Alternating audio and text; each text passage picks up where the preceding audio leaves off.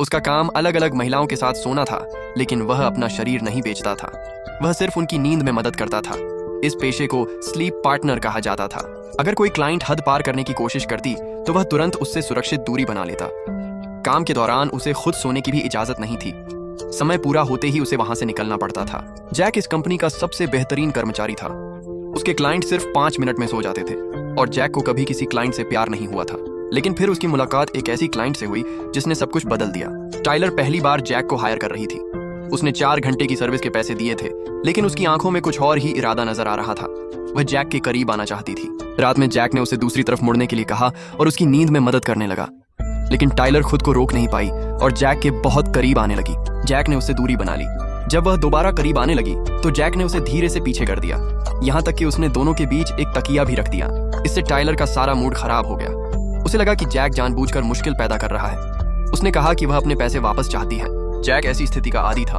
उसने तुरंत हिसाब लगाया कि उसने कितने घंटे काम किया था। टाइलर को लगा कि जैक बहुत कंजूस है। वह उसकी बातें और नहीं सुनना चाहती थी, इसलिए उसने खुद को शांत करने के लिए कुछ खाने का फैसला किया। लेकिन जब उसने फ्रिज खोला तो वह पूरी तरह खाली था। तभी उसकी नजर जैक के बैग में रखे सैंडविच पर पड़ी। उसे लगा कि वह सर्विस के पैसे पहले ही दे चुकी है, इसलिए उसने वह सैंडविच खा लिया और उसी रात उसके साथ रहने का फैसला किया। टाइलर बिस्तर पर सैंडविच खाने लगी। जैक ने फिर भी पूरी ईमानदारी से उसकी देखभाल की। उसने उसके खाने का कचरा भी उठाकर फेंक दिया।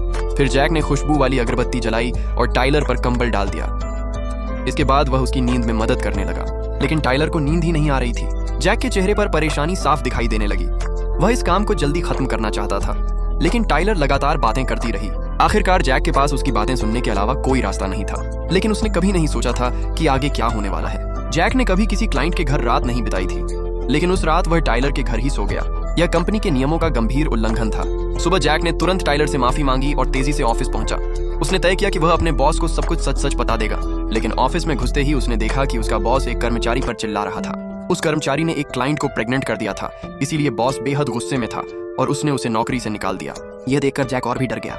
लेकिन जब जैक ने अपने बॉस को सब कुछ बताया तो बॉस ने उसे डांटा तक नहीं, बल्कि उसने जैक को बधाई दी, क्योंकि टाइलर ने न सिर्फ उसे शानदार रिव्यू दिया था, बल्कि पूरे 1 महीने के लिए उसकी सर्विस भी दोबारा बुक कर ली थी। जैक के लिए यह बिल्कुल अविश्वसनीय था। अगले पूरे महीने वह हर रात टाइलर के साथ रहा। धीरे धीरे जैक को पता चला कि टाइलर का बॉयफ्रेंड 10 साल से उसके साथ था, लेकिन उसने कभी उसे शादी के लिए प्रपोज करने के बारे में नहीं सोचा। टाइलर ने अपनी जिंदगी के 10 साल ऐसे ही बर्बाद कर दिए थे। जैक इस काम में काफी समय से था, लेकिन उसने कभी टाइलर जैसी नाजुक और मासूम महिला नहीं देखी थी। उसका ठंडा दिल पहली बार पिघलने लगा। जब वह दूसरे क्लाइंट्स की सर्विस करता था, तब भी वह हमेशा टाइलर की सोशल मीडिया प्रोफाइल देखता रहता था।